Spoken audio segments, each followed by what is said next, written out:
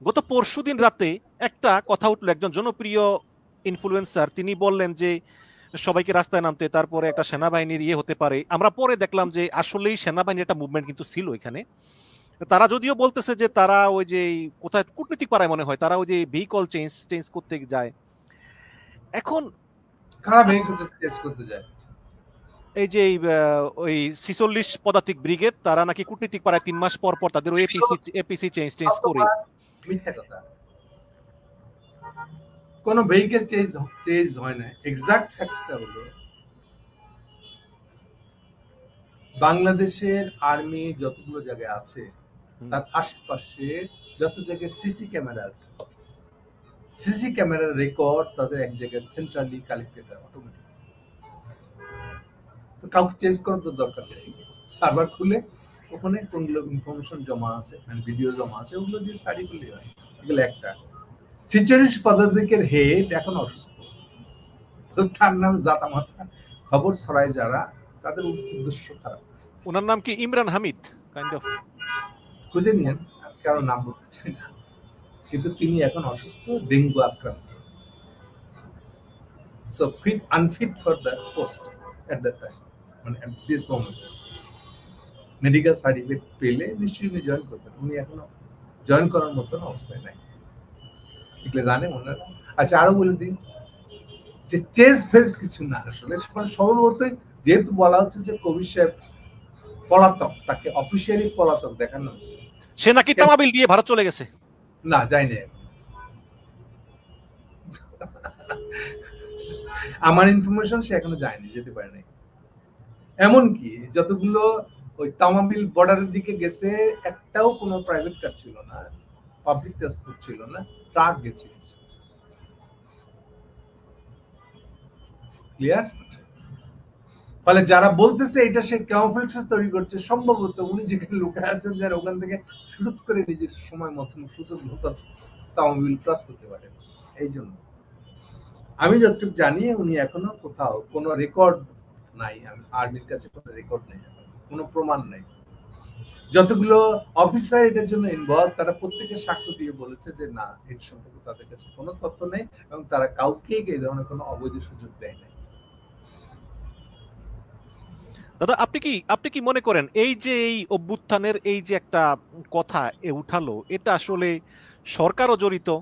কারণ সরকারের কিছু লোকজন নাকি শুনেছি যে ইনফ্লুয়েন্সারদের ব্যবহার করেছে, যে এই মানে সরকার বলতে যে স্বরাষ্ট্র উপদেষ্টার সহকারী খোদাবক সাহেব, এরা একটা ইয়ে করেছে আর কি। আমি মনে করি এগুলো শতভাগ গুজব, পারপাসফুল গুজব অবশ্যই। তো এরা যখন একজন সোশ্যাল ইনফ্লুয়েন্সারকে ফোন করে বলে যে এই সেনাবাহিনী মুখ করতেছে, তুমি তাড়াতাড়ি, আমি জানি না, আমি ফর্মালি দেখান আমাকে, কি করে জানলাম আমরা এটা ফোন করছে কিনা, আদৌ করছে কিনা?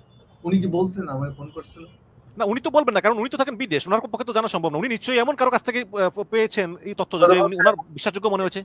খোদাবক সাহেব কাউকে ফর্মালি বলেছেন? এগুলো হাওয়ায় হাওয়ায় কথা বসে আর কি, হাওয়ায় কথাবার্তা নিয়ে আলোচনা হয়, বলে এগুলো আলোচনার সময় নষ্ট করে। জি অনেক ধন্যবাদ। কিন্তু দাদা আমার কেন যেন মনে হয় যে শেষ পর্যন্ত আসলে সেনাবাহিনীর সঙ্গে সরকার একটা সমঝোতা এসেছে এবং এর সঙ্গে বিএনপি জামাত জড়িত। আপনার কাছে আমার দুইটা প্রশ্ন। এক হচ্ছে, যদি তাই না হয় তাহলে এই মির্জা ফখরুল ইসলাম আলমগীরের সঙ্গে কেন সেনাপ্রধান বৈঠক করলো? আর দ্বিতীয় হচ্ছে যে যে কেন 4 দিন পরে বিএনপি জামাত 4 দিন পরে বিবৃতি দিয়ে তারা এই বিচারের পক্ষে অবস্থান নিল? 4 দিন কেন লাগলো? স্টেট কার্ড 4 দিন না 5 দিন, ওটা ইম্পর্টেন্ট না। স্টেট কার্ড শুনেন, যেদিন গেছেন আলমগীর সাহেব গেছেন ক্যান্টনমেন্টে দেখা করতে, সেই দিন উনি যা জেনেছেন, কি জানতে গেছিলেন আমি জানি না, কিন্তু যা জেনে আসছেন সেটা ইম্পর্টেন্ট। ইউনূস সাহেবের দিক থেকে একটা প্রস্তাব এরকম হলে তাদের মনোভাব কেমন হবে, আর্মির মনোভাব কেমন হবে, সেই ধরনের একটা প্রস্তাবের কথা, মানে হবু প্রস্তাবের কথা উনি জানিয়েছিলেন আর্মিকে। আর্মি এটা নিয়ে তাদের মতামত যাচাই করে দেখেছে। জিনিসটা সোজা আসলে, যে তারা যদি একটা সিট ভাগাভাগির আলোচনার মধ্যে দিয়ে ইলেকশন করে ফেলতে পারে, করার দিকে যায়, তাহলে সেটাকে আর্মি কিভাবে দেখবে? এই ছিল প্রশ্ন। সেক্ষেত্রে 70+ মোর দেন 80 বা কাছাকাছি এটা সম্পূর্ণ আনঅ্যাপ্রুভ, নন অ্যাপ্রুভ টাইপের মতামত দিয়েছেন। এই ফলাফলটাই উনি জানতে গেছেন। তবে এই ঘটনা 2 দিন আগে ওয়াকার সাহেব ওই কথাটা বলেছিলেন যে তার পরাণ পড়ে যায় একদম, যে আর্মির লোক প্রিজন বানিয়ে করে আদালতে যাচ্ছে, এটা তুমি দেখতে পারেন। এই বক্তৃতা উনি দিচ্ছেন, যদিও দেওয়ার পরে আবার আইএসপিআর কে এটা অস্বীকার করছে। সো অনেকে ওইটার সাথে আলমগীর সাহেবের বক্তব্য মানে যাওয়াটাকে মিশা ফেলার, কিন্তু আমি নিশ্চিত জানি দুটো আলাদা জিনিস। আশা করি আপনি উত্তরটা বুঝতে পারছেন। তাহলে এই যদি অবস্থা হয়, তাহলে কার সাথে কার অ্যালায়েন্স প্রত্যেকে হবে? থাকতে পারে আপনার মনে বহুত কিছু খায়েশ থাকতে পারে, খায়েশ আর বাস্তবতা তো এক না। ইভেন খায়েশটা পূরণ হতে পারবে কিনা তারও তো একটা বাস্তবতা লাগে। আপনি যদি দেখতে পান খায়েশ আছে, পূরণের বাস্তবতা নেই, তাহলে আর খায়েশ রেখে মনের ভিতরে লাভটা কি? আমি এইভাবে দেখলাম এবং দেখি বলে এইভাবে ব্যাখ্যা করলাম। Thank you. আমরা মেজর জেনারেল হাকিমুজ্জামানের ব্রিফিং শুনলাম, তিনি খুব ভালো ভালো কথা বলেন, কিন্তু তিনি একটা কথা বললেন যে আন্তর্জাতিক অপরাধ ট্রাইব্যুনাল যখন তারা একটা আদেশ দেয়, সেই আদেশটার একটা কপি পুলিশের কাছে যায় এবং বিভিন্ন অনুলিপিগুলো যায়, কিন্তু আমরা এখন পর্যন্ত সেই অনুলিপিগুলো পাইনি। তাহলে আমরা কিভাবে ধরবো?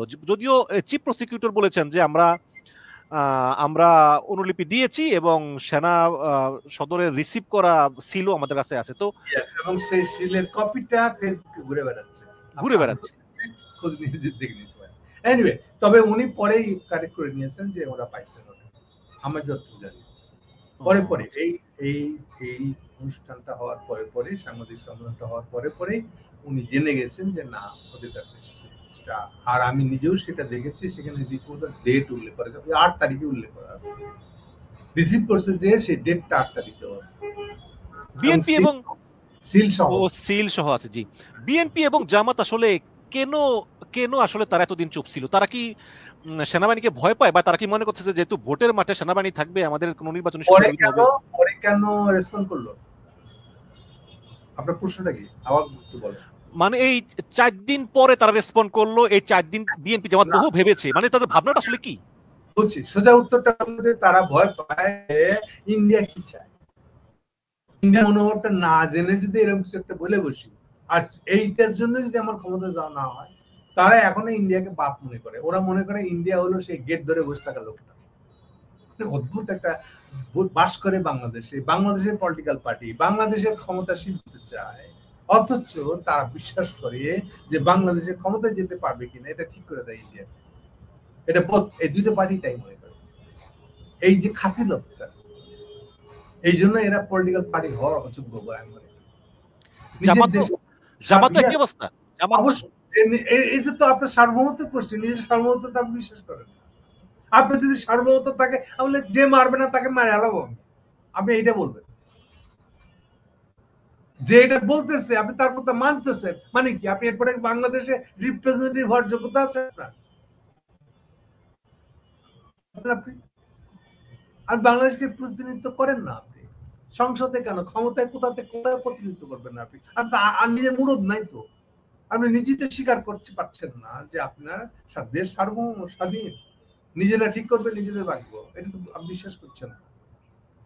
আপনি আরেকদিকে তাকায় আছেন, কি জানি কি বলতে বলে কি বলে হেলাই। এই ভয়ে যারা থাকে তারা বাংলাদেশকে প্রতিনিধিত্ব করে না, এমন কোন রাজনৈতিক দল তারা নয়।